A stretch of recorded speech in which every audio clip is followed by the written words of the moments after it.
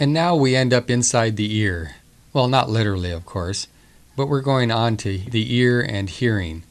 Make sure you see the Q drive for the complete tracing and the model photos with the labels on them, and then study the actual models in lab. There are many structures that are not part of the tracing, and you must know them all. As you study the ear tracing, be able to answer the following questions. Number 1. What is the eustachian tube, and why is it present? Find this on page 582. At the bottom of the page, under the section called the middle ear. The eustachian tube that now goes by another name. Find out what that is and what it does. Number 2. Why do we have the auditory ossicles? Number 3.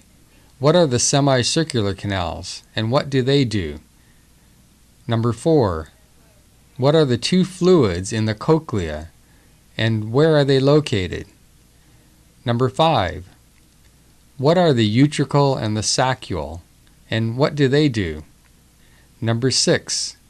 In what lobe of the cerebrum is the auditory cortex? You can find this on page 594 of your textbook. Let's go through the tracing of the ear. Please open the Q drive and look for that tracing there. Follow along as I present it here on this audio. First, sound waves that are traveling through the air will enter the auricle. The auricle is a fancy way of saying the ear flap, or a part of the external ear, also known as the pinna. There the sound will travel into and is directed by the shape of the auricle into the external auditory canal. Sometimes this is called the auditory meatus. Same thing. It will then strike against the tympanic membrane, or the eardrum, where there are 3 ossicles. First, the ossicle that's connected to the eardrum is the malleus. Sound will then be changed from air into physical movement of these ear bones. First the malleus, then the incus, and then the stapes. Stapes is attached to or connected to the oval window, also known as the vestibular window. It vibrates that window, which now sets up a sensation and movement within the fluid called the perilymph that's inside of the scala vestibuli.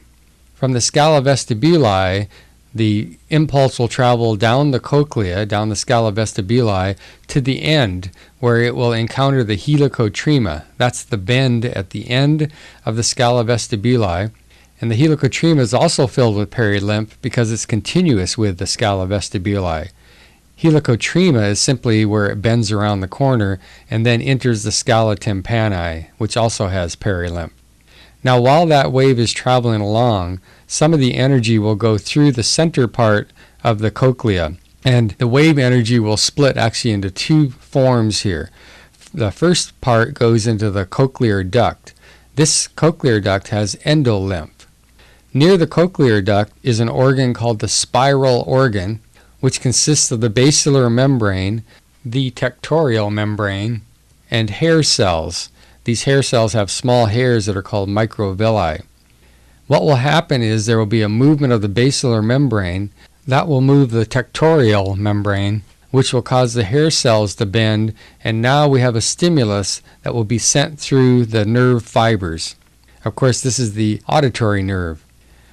The remaining energy of the other pathway that this energy can take is that it will continue on through the perilymph of the scala tympani, and it will be dissipated in the cochlear, or the round window, which will dissipate its energy into the middle ear. Now we are in the nerve fiber. We'll follow that along, the original pathway, where we have an impulse traveling through the cochlear nerve. The cochlear nerve goes to the auditory nerve. The auditory nerve is part of the vestibulocochlear nerve. Remember that? Vestibulocochlear nerve? Which nerve is that one? Which number cranial nerve is that one? Well, the vestibular cochlear nerve goes into the brain stem, where it will encounter the cochlear nucleus and then be transferred to the inferior colliculus of the midbrain. From there, the impulse will travel to the medial geniculate body of the thalamus, which is that switchboard, and that will switch the sensation into the auditory cortex, which is found in the temporal lobe of the cerebral cortex. And there you have the tracing of the ear, sound in the ear. We'll cover this in more detail during lecture as well. So, study the tracing. Look at the one on the Q drive. Look at the good diagrams that you have in your book following this tracing along. And if you have any trouble answering any of these questions or understanding the tracing, be sure to consult with an instructor. We'll also be talking about these things in lecture as well. So now, there you have it. The two big E's. The two biggies. Get it? The big E eye and the big E ear. And then we have the general senses and a wee bit of the endocrine system. Now all you have to do is put all of this together and practice, practice, practice. See you next time.